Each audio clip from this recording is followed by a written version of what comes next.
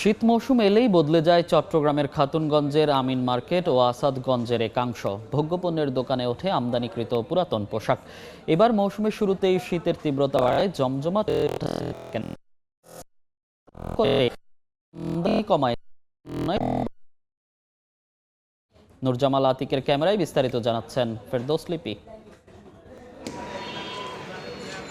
Pickup আর van থেকে নামানো হচ্ছে একের পর এক পুরানো কাপড়ের গার্ড।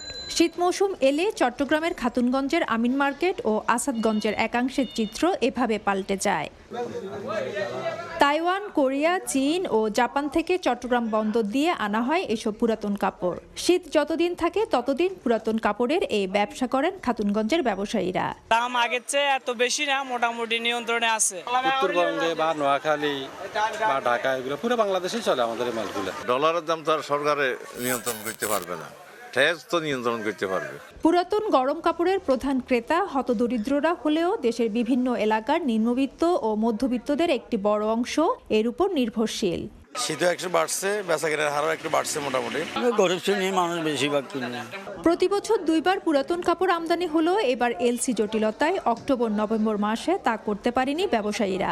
ফলে চাহিদার তুলনায় সরবরাহ কমেছে। যারা নিম্ন শ্রেণীর মানুষ তারা যে চাহিদার তুলনায় আমাদের কাপড় পেত সেই চাহিদার মধ্যে কাপড় পাচ্ছে না, বেঁধে মালার কাপড় বাড়তি।